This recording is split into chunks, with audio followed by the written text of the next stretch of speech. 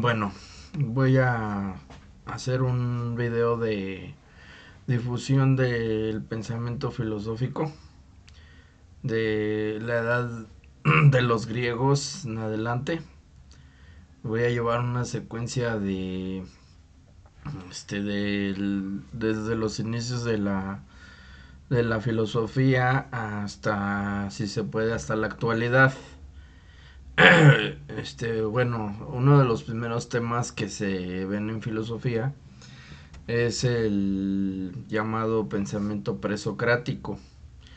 Entonces, os voy a empezar diciendo que el pensamiento presocrático se inició aproximadamente en el siglo séptimo antes de Cristo en la ciudad de Grecia, específicamente en la isla de Mileto, que era una isla que estaba de territorios griegos, pero se dividían en distintas regiones, o sea, la cultura griega estaba dispersada en distintos regiones. Una de ellas era Mileto. Ahí en Mileto se dio un fenómeno cultural muy importante que fue el inicio de una forma de pensamiento que tiene ciertas características que la distinguen de otras maneras de interpretación de la realidad. Anteriormente, todas las culturas han tenido formas para explicarse la realidad en términos mitológicos, en términos religiosos. La existencia de la religión tiene una antigüedad mucho más amplia que lo que es la filosofía. Se puede decir que es de las primeras manifestaciones de interpretación de la realidad, la religión. Y con mismo la religión viene el fenómeno de la mitología. ¿Qué es la mitología?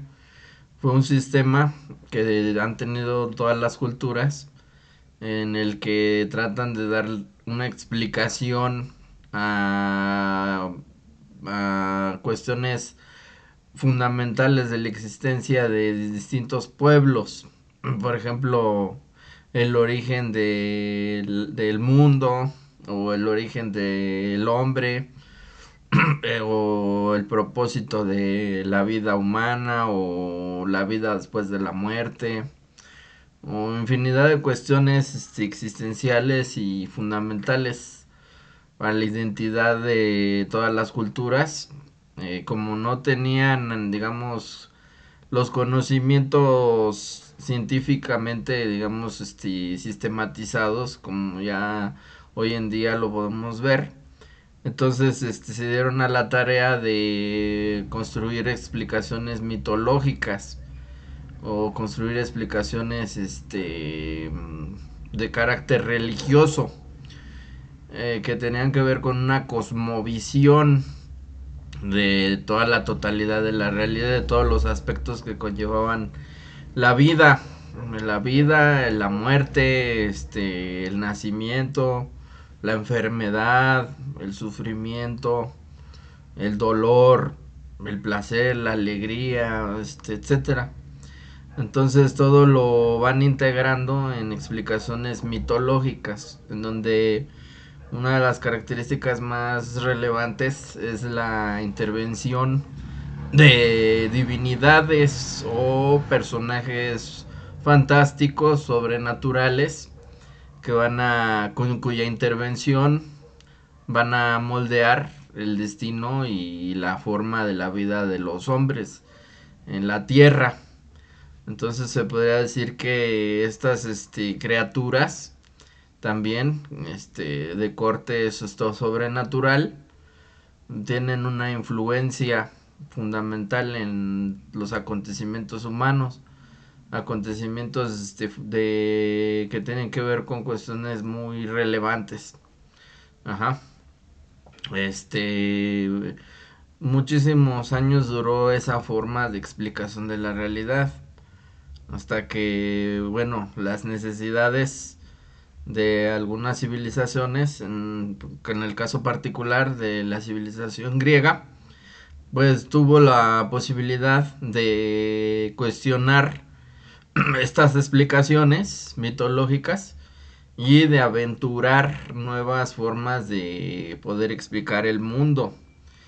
Esta nueva forma de explicación de la realidad es lo que van a llamar la filosofía, que tiene como característica principal el ser una explicación racional de lo que es de los fenómenos naturales y también sociales. Esto no quiere decir que las explicaciones mitológicas hayan sido irracionales, pero se puede decir que la racionalidad se manifiesta de distinta manera. La racionalidad mitológica pues es una racionalidad simbólica que conlleva una interpretación de este tipo de entidades, se puede decir, sobrenaturales.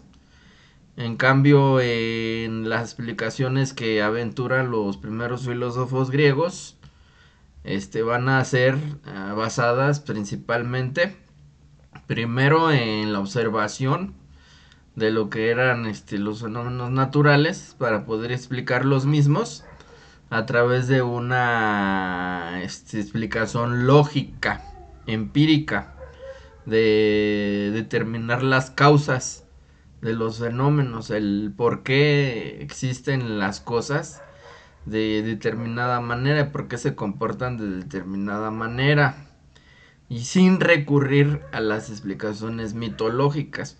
Como que se podría decir que es un distanciamiento epistemológico que se tiene frente a los mitos. En segundo lugar, también estas explicaciones van a tener la característica de ser especulativas. O sea que van más allá de la observación a sacar las últimas consecuencias de implicaciones lógicas para determinar las causas últimas o aquellos principios que rigen la totalidad de la realidad, incluyendo la realidad humana. Entonces, se puede decir que estos primeros pensadores, como lo fueron los presocráticos, en cuyos miembros más importantes podemos mencionar a Tales de Mileto, que fue el primero, a través de la determinación de un principio último que tratara de dar una explicación de la multiplicidad de los fenómenos naturales. Él establece de que ese principio era el agua, a través de sus observaciones y de su capacidad especulativa y lógica. Planteaba de que todas las cosas se habían originado a través de la humedad, y que también el mundo tenía su origen en el agua. Otro, por ejemplo, caso es el de Anaxímenes, que también él, como que a través de la observación y de la especulación, va a plantear de que el principio último es el aire. A través de los cambios que él va como que a establecer dentro de ese principio, es que va a tratar de explicar las distintas determinaciones de la materia, y sin recurrir a las explicaciones mitológicas o religiosas que ya tenían miles de años que habían prevalecido en la cultura griega y en otras culturas. Otro de ellos también, por ejemplo, plantea que el principio que puede dar una explicación a la totalidad de la realidad es lo indeterminado, como que no identifica ese principio con ningún elemento natural, sino que más bien lo hace a través de un principio metafísico. Entonces aquí es donde ya se podría decir que es donde inicia el pensamiento filosófico ya como tal, en haberse separado de las explicaciones mitológicas y el haber establecido una nueva forma de explicación de la realidad a través de la observación, pero también de la especulación racional a través de la lógica, y que esa especulación a veces puede establecer la existencia de principios que no necesariamente son elementos naturales, sino que pueden ser conceptos abstractos, como lo es el concepto de lo indeterminado, que en griego van a llamar to apeiron, que es como algo que no tiene una forma determinada y que también es ilimitado, pero se puede decir que ese principio es el que, digamos, subyace a la determinación de las distintas entidades que pueden observarse en la realidad. Entonces, lo que van a querer establecer estos primeros pensadores va a ser la existencia de un principio único que pueda explicar la totalidad de la realidad, o sea, la multiplicidad de lo ente. Ese principio se conoce muy bien como el arché o el arjé, que es lo que ellos trataban de encontrar para poder explicar el cambio, que también es uno de los problemas que más le va a preocupar a este tipo de pensamiento.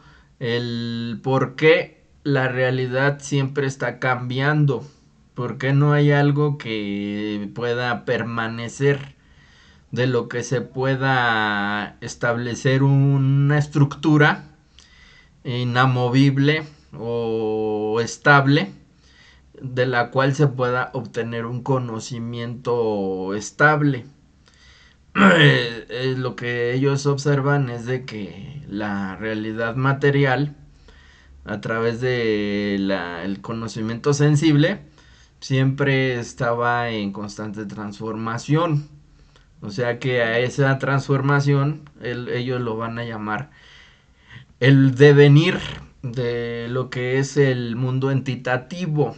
O sea que todas las cosas llegan a ser de una forma determinada a través de un proceso, y a través del tiempo van a ir transformándose hasta llegar a su deterioro o su desaparición relativa, porque en realidad se podría decir que en términos, digamos, ontológicos, no desaparecen las cosas en realidad, sino nada más se cambian de forma, y se van cambiando su, digamos, que su sustancia a través de la determinación de la forma que van adquiriendo con el tiempo. Entonces, ellos lo que tratan de como que identificar es que detrás de toda esa, digamos, esa transformación, o detrás de todo ese cambio, es necesario, es una necesidad lógica que ellos tienen de poder identificar algo permanente, y que eso que permanece, digamos, a través de lo que sí cambia, es lo que constituye la sustancia o la esencia de lo que son las cosas físicas. Ahora, ese principio, algunos lo van a identificar con un elemento natural. Ya lo dije, algunos lo identificaron con el agua, otros con el aire, otros con el fuego, otros con este principio metafísico del que ahorita hablé, que es lo indeterminado. Y posteriormente va a haber se puede decir que una evolución, un desarrollo propio de este pensamiento, en donde algunos ya posteriormente se van a inclinar más hacia el establecimiento de la existencia de principios metafísicos que pueden explicar la realidad física, como por ejemplo Parménides, que él va a hablar de el ser y que va a hacer una diferencia ontológica entre el ser como la totalidad de lo que representa la realidad en términos abstractos a través de la lógica y el ente o digámoslo las cosas particulares que están sometidas a un proceso de cambio y de transformación y que nunca permanecen iguales a sí mismas, sino que siempre están atravesadas por lo que él va a llamar el no ser, que se puede decir que es la realidad cambiante. Ya en ese punto, bueno, Parménides se puede decir que inaugura el pensamiento lógico y el ontológico, que ya va a ser una reflexión ya no tanto de las características de los entes físicos, sino también la determinación, digamos, racional de los principios últimos que se puede decir que rigen la realidad y que esos principios principalmente van a ser de carácter metafísico, porque ya el ser también aquí también ya entra una interpretación que se puede aventurar en cuanto a la explicación de Parménides. Algunos dicen que el ser es una entidad intangible que no se puede decir captar a través de los sentidos, sino solamente del pensamiento.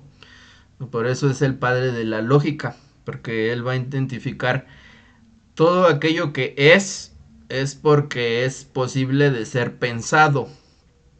Y todo aquello que es pensado por necesidad es. Ajá, entonces esa sería una interpretación que el ser de Parménides es digamos, una entidad metafísica, o la otra que también habla de que el ser de Parménides en realidad se refiere a la materia como tal, o sea que sí está hablando de un ser físico, pero no está hablando de un ente en particular, sino que estaría hablando de la totalidad de la realidad, pero en su, digamos que en su dimensión material. Incluso en uno de sus escritos, que se llama El poema sobre la naturaleza, habla de que se puede analogar el ser con una esfera bien redonda. O sea que se podría decir que lo está viendo como una totalidad. Pero bueno, esas ya serán interpretaciones. Y ya después, posteriormente, también vienen los pitagóricos, que van a hablar sobre que el principio último, o sea, el arché, el principio que le brinda una explicación a la totalidad de las cosas, son los números. Entonces, de ahí viene también mucho del desarrollo de los inicios de las matemáticas como ciencia. Se dice que ya existían las matemáticas en el Medio Oriente, sobre todo en Egipto. Muchos de estos filósofos griegos, de los llamados milesios, fueron grandes viajeros, o sea que también eran personas que tenían posibilidad de viajar, no precisamente por el comercio, sino por otras cuestiones. Y de todas esas regiones de Oriente, principalmente de Egipto, fue de que como que adoptaron algunos conocimientos y ya los desarrollaron secularmente ya en la región de donde fueron cada uno de ellos. Ajá. O sea, como que desprendieron esos conocimientos de las culturas orientales, en donde esos conocimientos estaban insertos dentro de una cosmovisión religiosa. O sea que estaban, se puede decir que en las manos de los sacerdotes, no cualquiera tenían ese tipo de conocimientos. Y a estos filósofos griegos, no sé de qué manera extrajeron esos conocimientos, los replicaron y algunos los desarrollaron y algunos desarrollaron otros por su cuenta propia. Otro de ellos, uno de los más emblemáticos, que va a ser el caso de Heráclito. Heráclito era de Éfeso, que también era una isla que estaba dentro de la región griega. Y es muy peculiar su forma de ver el mundo, porque él lo va a ver a través de lo que él va a llamar el devenir. O sea que su tesis va a ser de que todo está en constante transformación y que no hay nada que se puede decir, extraer a esa realidad cambiante. Entonces, por eso precisamente él va a establecer de que el principio último es el fuego, porque también lo está viendo como una analogía de algo que no es estable, sino que siempre está en movimiento, como que es muy cambiante. El fuego es algo que no se puede aprender. Ajá. Y de ahí él va a hablar de que no nos bañamos dos veces en las mismas aguas.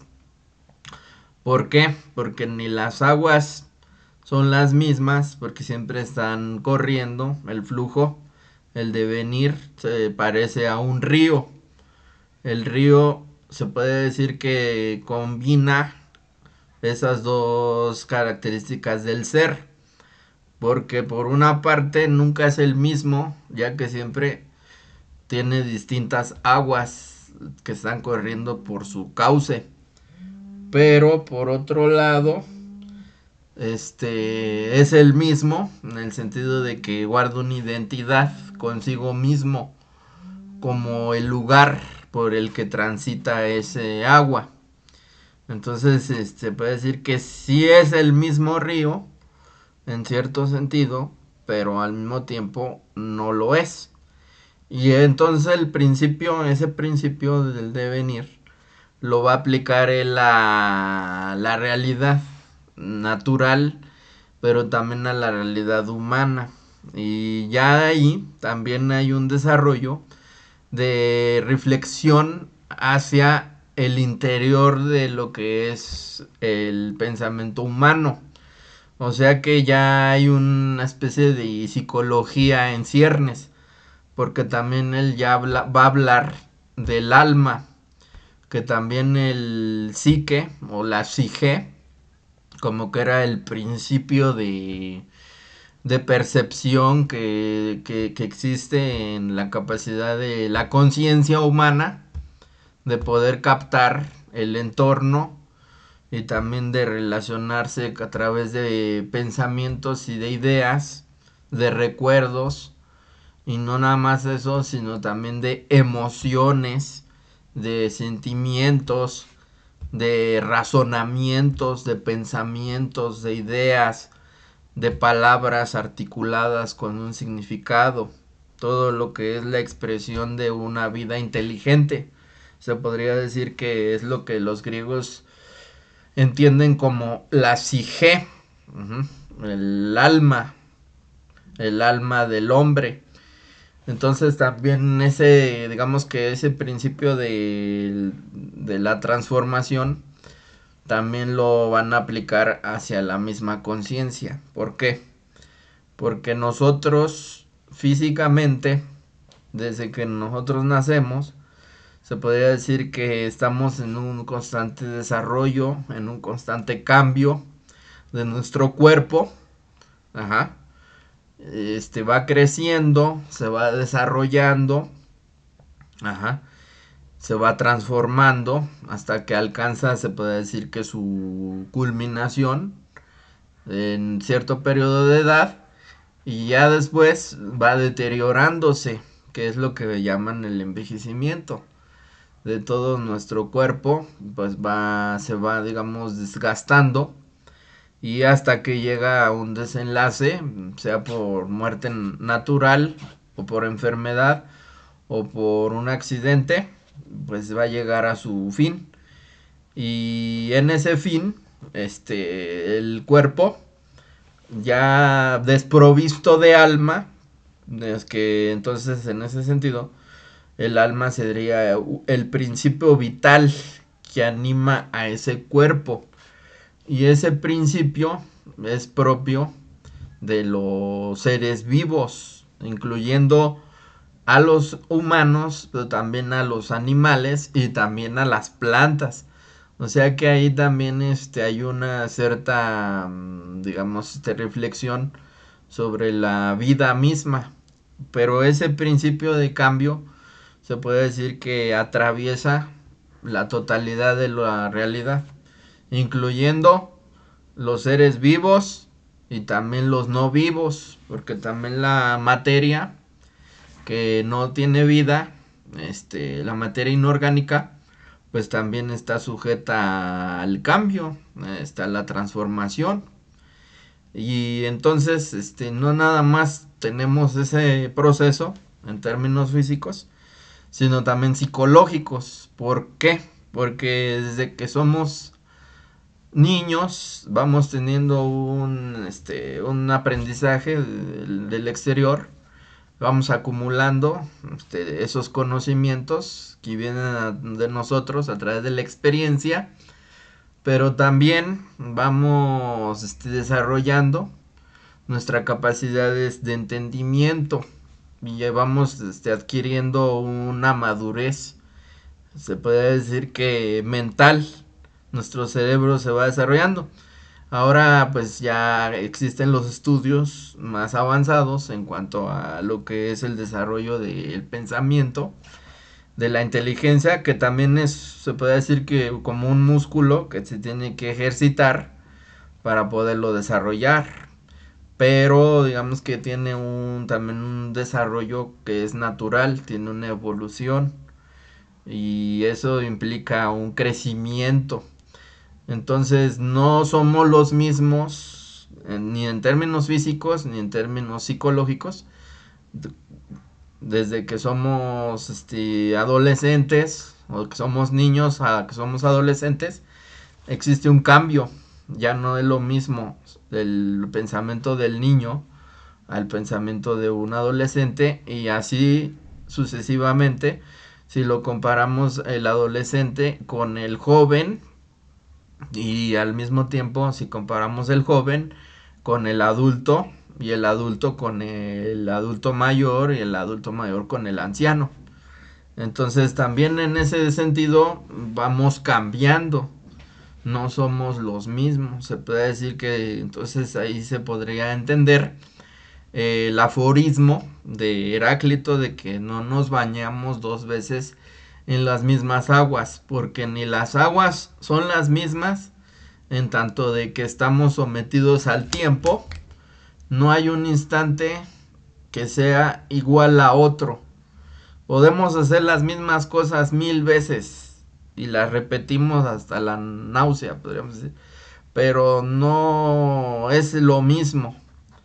Ahorita decir esto en este momento, en este instante, que es 4 de enero del 2024 a las 7:36 de la noche, que si yo lo digo mañana 5 de enero a las 7:36 de la noche, aunque lo diga igual, no es lo mismo.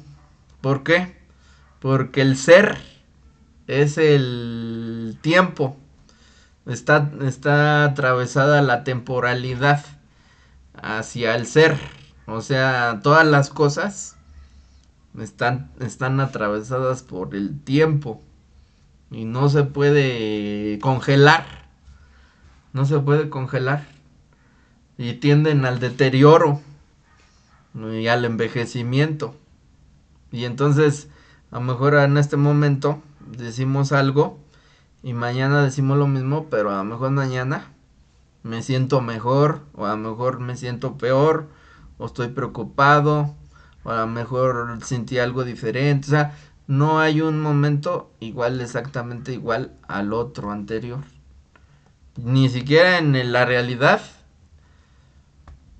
pero tampoco en la captación subjetiva de la realidad, que sería la percepción o la conciencia o la vida interior o lo que ya le llamé el alma o lo que es la psique. Entonces, esa, digamos que ese sometimiento en el que está en el que está la realidad misma físicamente, pero también al que está sometida también la misma captación de la realidad, que será la vida interior, también está sometido a ese proceso de devenir. Ajá, o sea, él le va a llamar como que tiene una triple dimensión, que es de venir a ser para llegar a ser, dejar de ser lo que es para llegar a ser otra cosa. Aunque parezca que es la misma, es diferente por el simple hecho de que el pasado ya no es, pero el futuro tampoco todavía no es, no ha llegado. Entonces el presente se puede decir que sería una confluencia, digamos, ontológica de lo que es el pasado y de lo que es el futuro. Estamos siempre en ese, digamos, en ese punto intermedio que ahora le llaman el presente absoluto, ¿no? En donde confluye la temporalidad y el dejar de ser de las cosas que están sometidas a ese cambio. Pero la misma realidad, digamos, captada dentro de su totalidad, se puede decir que sigue siendo la misma. Ujú. Entonces, todos los llamados presocráticos van a tener la preocupación existencial de por qué las cosas siempre están en constante cambio. Si no existe entonces nada de lo que se pueda predicar un conocimiento estable, un conocimiento, entonces ¿cómo es posible el conocimiento intelectual? La captación de algo esencial, ya sean en en los entes de la naturaleza, ya sean en los entes de la sociedad o algo que sea relativo al ser humano. Si se puede hablar de ciertas características definitorias de lo que es ser humano y cómo podrían existir dichas características si todo el tiempo estamos cambiando.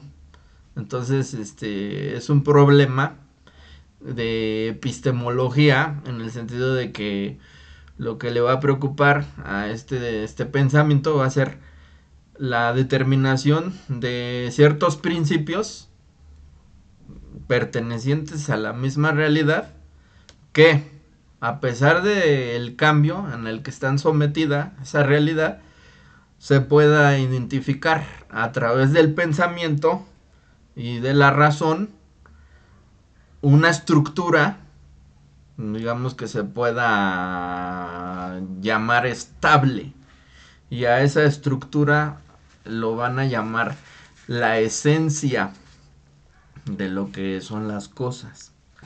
Entonces, poco a poco van a ir, digamos, se puede decir, desarrollando esa, esa posibilidad epistemológica para precisamente hacer posible el conocimiento científico, que es lo más importante que se puede extraer de que haya surgido este pensamiento, que es la filosofía, que pueda existir un conocimiento intelectual, abstracto, racional y estable, de lo que es la realidad en sus distintas, voy a decir, manifestaciones.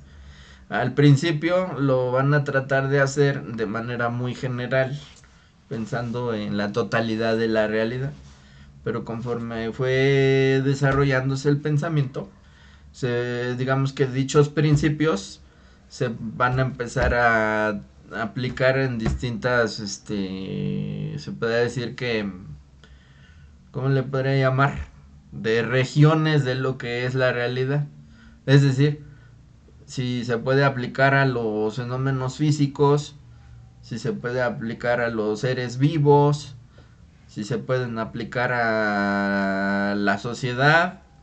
Y dentro de la sociedad también se empiezan a diversificar los objetos de estudio que posteriormente ya lo van a determinar como con ese concepto, que la realidad es muy amplia, pero también es muy diversa, no es homogénea. En realidad estamos inmersos en una multiplicidad de entidades, pero también esas entidades no es caótico, sino que tienen un orden o se pueden clasificar dentro de distintos géneros. Y esos géneros los vamos a, pues puedo decir, a identificar o a conocer a través de categorías o de conceptos intelectuales, que es lo que nos va a ayudar la filosofía para poder categorizar cada uno de los aspectos de la realidad bajo distintos, se podría decir, compartimentos. Ajá. Y lo que van a después llamar los géneros y también las especies, que ya va a ser con Aristóteles, que ya es un paso posterior a lo que fue la filosofía presocrática, de la construcción de el conocimiento científico. Entonces se puede decir que la filosofía presocrática es una piedra fundamental para poder construir el conocimiento científico occidental. Ajá. De ahí que se diga que la madre de todas las ciencias es la filosofía, porque fue la manera metódica, sistemática, lógico, racional, especulativo, empírico de poder construir un conocimiento secularizado, o sea, separado de lo que fueron las explicaciones mítico-religiosas que dominaron durante muchísimos años el pensamiento y que de alguna manera se podría decir de que estaban estancadas en esas explicaciones. Ajá, porque también obedecieron a muchas razones culturales y también económicas y también políticas. No significa de que eran menos inteligentes los antiguos o las culturas que trataban de dar explicaciones mitológicas a los fenómenos. Simplemente no existían las condiciones culturales, a lo mejor, ni políticas para que surgiera una forma de pensamiento más, se puede decir que más protocientífico, porque todavía no es como tal ciencia en sentido estricto lo que es la filosofía.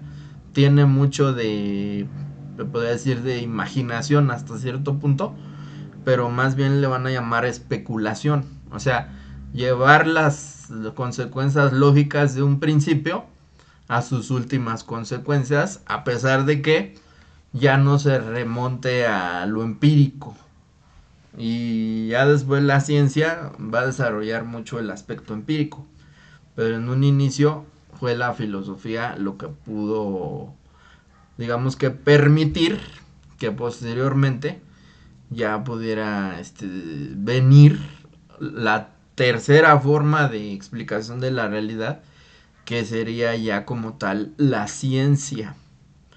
Ajá. Entonces se puede decir que dentro de las grandes interpretaciones de la realidad tenemos el pensamiento mágico, que es de los más antiguos, y después ya tenemos el pensamiento religioso, que tiene un vínculo con el pensamiento mágico, pero también tiene sus propias características. Después tenemos ya la mitología, que también se integra dentro de la misma religión, pero igual se pueden diferenciar por algunos aspectos.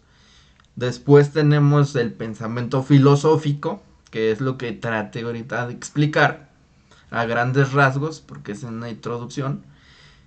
Y ya, digamos, posteriormente, vamos a tener el pensamiento científico, que también eso es también una discusión, porque se puede decir que el paradigma de lo que es la ciencia lo ha dictado el pensamiento moderno, como que han establecido los cánones de lo que es la ciencia y de lo que no lo es. Pero bajo una discusión filosófica se podría también cuestionar si existen otras maneras de entender el pensamiento científico que no sea el pensamiento empirista en el que estamos inmersos, porque fue los modelos del siglo XVIII y del siglo XIX. Ajá, pero bueno, esa es otra discusión. Se puede, sin embargo, sí se puede hacer una diferenciación entre lo que es la ciencia, entre lo que es la filosofía, entre lo que es la religión, entre lo que es la mitología, entre lo que es la magia. Ajá, entonces se podría decir que todo ha formado parte de un desarrollo intelectual y también espiritual de lo que ha sido la existencia humana dentro desde su surgimiento. Las ciencias como tal pues también han ayudado a la comprensión de ese desarrollo. Ajá, porque nos han brindado los datos de antropológicos, de la misma ciencias de la tierra, de la naturaleza, de la misma física, de cómo ha surgido la misma tierra, que ahora ya sabemos que tuvo un desarrollo natural, y de sus causas, de por qué fue que la tierra surgió y cómo fue que se desarrolló. Y la física ha hecho una labor impresionante en ese aspecto. Y también la antropología física, de el estudio de los vestigios, de cuántos miles de años tienen los seres humanos, los primeros seres humanos que existieron en el mundo, y cuáles fueron su forma de subsistencia. Y a grandes rasgos se hace una reconstrucción de todo eso. No es de que sea exacto. Se supone que tiene un método y que se puede verificar. También en gran parte ha sido como de los grandes relatos de la modernidad, todo esto de la teoría de la evolución, y se ha convertido en una especie de mito moderno, pero bueno, supuestamente tiene una fundamentación científica, esperemos que sí la tenga. Nosotros lo creemos a pie de juntillas porque somos una sociedad cientificista. Basamos en lo que las distintas ciencias y su desarrollo han llegado a esos ¿cómo se dice? A esas conclusiones, a esos corolarios que han sido cuestionados varias veces, y han prevalecido, ¿no? Como que han soportado el cuestionamiento de las teorías, los han soportado, ¿no? También la astrofísica, que también ha tenido un desarrollo impresionante, ¿no? Que también aventura explicaciones sobre el origen mismo del universo. O sea que ha ido más allá de lo que alguna vez imaginó el ser humano poder conocer, que era simplemente su entorno y lo que los mismos mitos cosas se transmitían de generaciones y eso se aprendía la gente de memoria y no lo cuestionaban, digamos, el universo así. O sí lo cuestionaban, pero no tenían a lo mejor esas posibilidades de explicación que ya tuvimos después de muchísimos años con el desarrollo de las distintas ciencias modernas y los métodos que también se lograron establecer, ¿no? Entonces, ya hoy en día, pues las explicaciones del origen del universo, de que del origen del hombre, del origen de la vida, han sido satisfechas por las distintas ciencias empíricas y de las ciencias físicas. Ajá. Pero se puede decir que a lo que voy es de que se puede ver que entonces para la misma posibilidad de que existiera el pensamiento científico fue necesaria la existencia de este tipo de pensamiento que es la filosofía. Entonces es algo muy importante, muy significativo dentro de la historia del pensamiento y de la evolución humana, a tal grado de que a pesar de que hoy en día ya existen las explicaciones científicas, la filosofía tiene su propia justificación de seguir existiendo en pleno siglo XXI. ¿Por qué? Por lo que dije hace rato. No es lo mismo. Sí dio la pauta, dio la posibilidad de que la ciencia pues, pudiera desarrollar, pero guardó su propia, se puede decir, su propia identidad, su propia particularidad, que tiene muchísimas cualidades que las mismas ciencias no pueden satisfacer.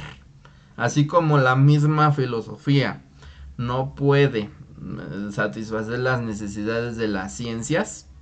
Ajá. Asimismo, muchas cuestiones filosóficas tampoco pueden ser satisfechas al 100% por el pensamiento científico. Entonces, cada una tiene su propia importancia. Claro, en el mundo moderno en el que vivimos, por el pragmatismo en el que estamos inmersos y por cuestiones económicas que todo el mundo sabemos en el capitalismo y todo lo que es lo económico, se ha relegado a segundo término, si no es que a último término, el pensamiento filosófico como algo que ya es obsoleto, que ya no tiene ninguna relevancia. Pero eso es un error y eso también la causa de esa valoración pues viene por motivos económicos y culturales en los que estamos viviendo, pero es relativa.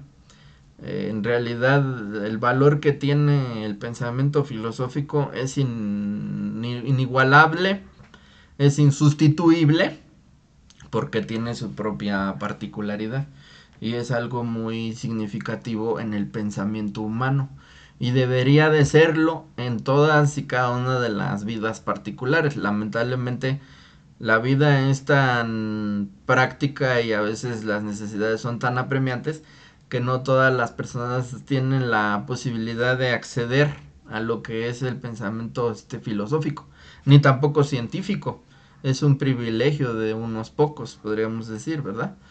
Pero lo ideal es que todos somos herederos de esa tradición y tenemos el derecho de usufructarla o sufructuarla, o sea, de sacarle fruto de ese producto que es un producto de la evolución de la humanidad, a pesar de que ha sido algo que nació en Grecia, se pudo extender a lo largo de la cultura, de la civilización, se conservó, se reprodujo, se siguió estudiando, se siguió produciendo. ¿Por qué? Porque tiene un valor muy fundamental en lo que es la existencia humana. Así como también lo tiene la ciencia, a pesar de que la ciencia tuvo su nacimiento en que en Europa, en la cultura occidental, es propiedad de la humanidad, se podría decir, ¿no? O sea, todos somos herederos de ese, digamos, de ese gran logro epistemológico y práctico que ha tenido. Somos parte de una humanidad, aunque no nos guste o sí nos guste, y sí nos podemos apropiar de logros que no propiamente son de nosotros como individuos. Así es la antropología y así es de verdad lo que es la sociedad, ¿no? La comprensión de la sociedad, que somos nosotros herederos y tenemos todos los derechos de disfrutar de esos grandes logros del ser humano que ha sido el pensamiento científico y que ha sido también el pensamiento filosófico y que no nada más tenemos el derecho de usufructuarlos, sino también tenemos la capacidad de producir nuestra propia filosofía y nuestra propia ciencia. O sea, podemos heredar esa tradición y continuarla, perfeccionarla, criticarla, reorientarla y todo lo que se quiera. Ajá. Somos herederos de nuestros antepasados. Han sido, eso no es de una nación, eso no es de una raza. Ha sido grandes logros para toda la humanidad. Y forma parte por eso es patrimonio cultural, es cultural de la humanidad. La filosofía es de todos los que quieran acercarse a ella, como también la misma ciencia, como también la misma religión. El hecho de que exista ya el pensamiento filosófico y el pensamiento científico no anula la relevancia y la importancia y la significación del pensamiento religioso en cualquiera de sus vertientes. ¿Por qué? Porque cumplen distintas necesidades. La religión tiene ciertas funciones, ha perdido algunas con el surgimiento de las ciencias, pero no ha perdido digamos que su esencia a lo mejor. ¿Cuál es su esencia? Ese sería tema de otra plática, ¿no? Pero tiene su propia importancia, lo que es la religión, lo que es la filosofía, lo que es la ciencia. ¿Y dónde quedó la mitología? Esa podría ser la pregunta, ¿no? De que si lo destronó el pensamiento filosófico al pensamiento mítico, parecerá ser que sí. Sí lo destronó. Ya se quedó de la religión aspectos, como se puede decir, más esenciales, más existenciales y más morales. Pero es que también eso tiene que ver con el dominio que tuvo la religión cristiana y judeocristiana sobre la totalidad de el orbe mundial, ¿no? O sea, que la religión que prevaleció durante miles de años fue la religión cristiana a través de la imposición y de la conquista de las diferentes culturas que tenían otras religiones que también eran mitológicas, como fueron la cultura precolombina, por ejemplo, o todo lo que fue dentro del territorio europeo, pues es incontable la cantidad de religiones que había de carácter mitológico, como fueron los llamados vikingos, los bárbaros, o sea, innumerables culturas cuyas religiones eran todas mitológicas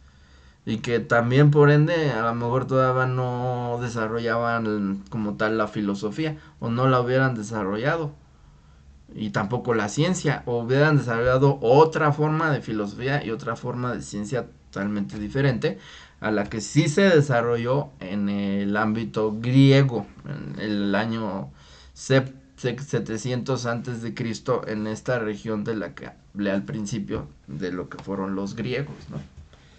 Entonces, también ahí, ¿dónde quedó la mitología?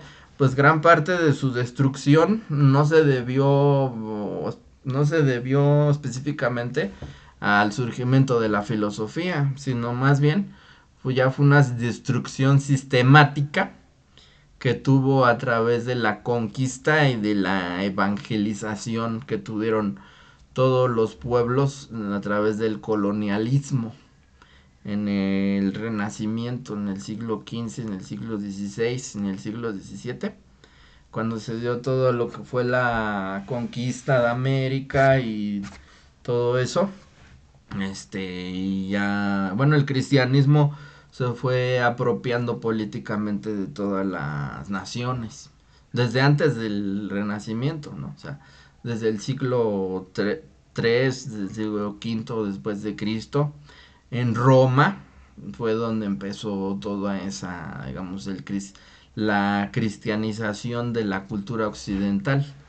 Ajá, la decadencia de la cultura romana, de la cultura grecolatina, pues fue donde cayó en un declive por cuestiones políticas interiores también, de que ya se estaba desmantelando. También la cultura griega pues cayó también políticamente ante el Imperio Romano y también culturalmente. Sin embargo, siempre hubo alguien o personas muy de avanzada que trataron de conservar eso, digamos, esos grandes avances culturales como fue la filosofía, los escritos que ya existían de estos pensadores de los que hablé al principio, de los cuales por eso tenemos conocimiento de ellos, ¿no? Si no, no tendríamos conocimiento de todo eso, sino porque quedaron vestigios y se conservaron a costa de las intenciones políticas de destruir todo eso.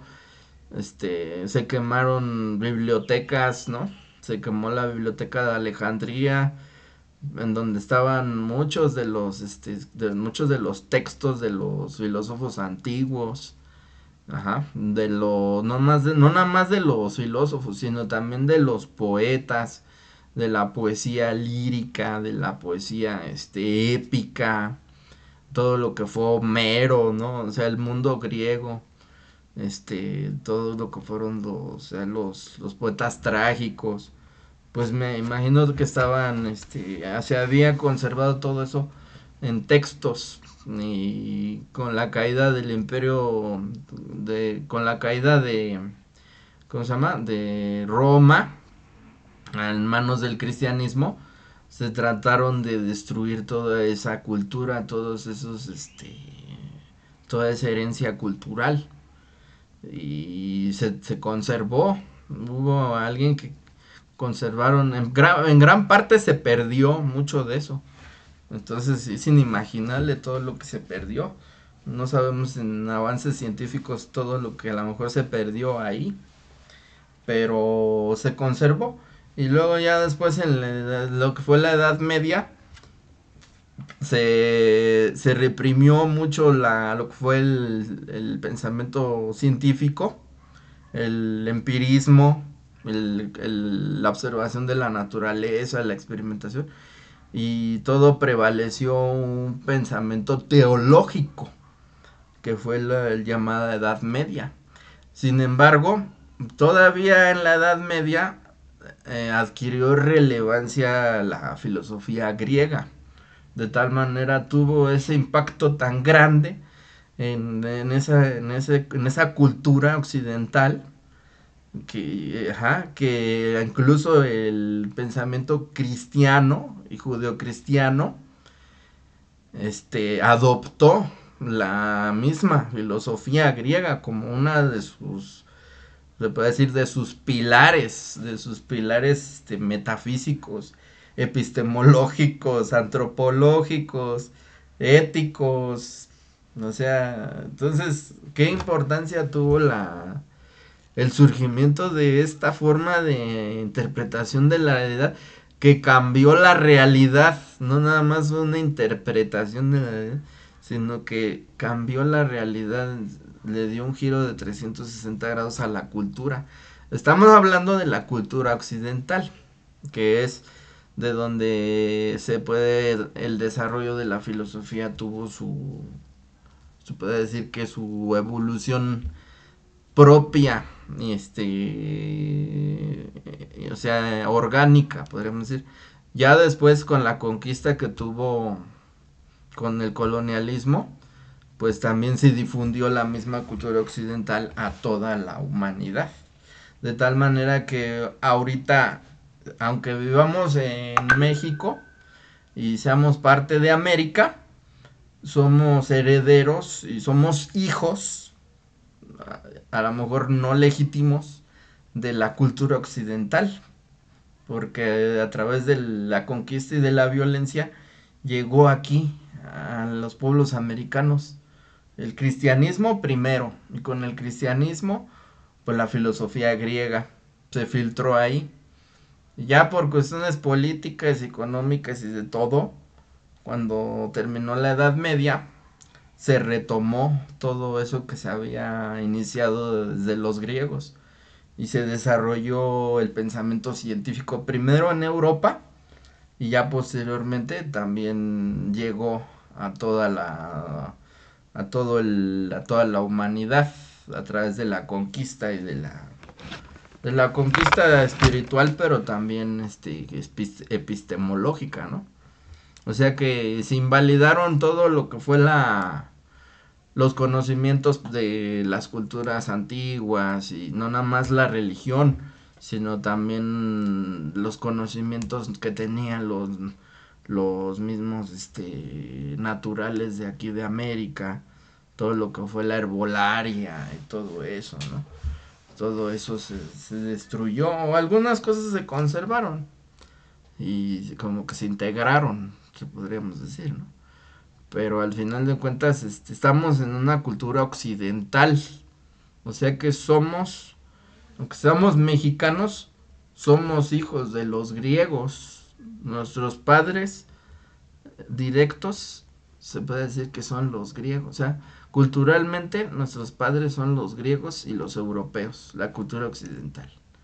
Y a lo mejor físicamente, como que dice biológicamente, pues sí, nuestros antepasados, los americanos, los indígenas, los pueblos originarios, o los mayas, o los mexicas, sí fueron nuestros padres, pero fueron padres que no, culturalmente, no dominó, no dominó esa cultura y realmente nos ha llegado de oídas, pues es que todo es educación, entonces también ahí por eso no entra la genética, aunque tengamos cara de aztecas, somos más europeos que nada, porque o sea, la cultura es la que nos ha hecho, pero también hay grados, o sea, todo eso también viene por parte de la ilustración, que también fue otro movimiento europeo, que también muy filosófico,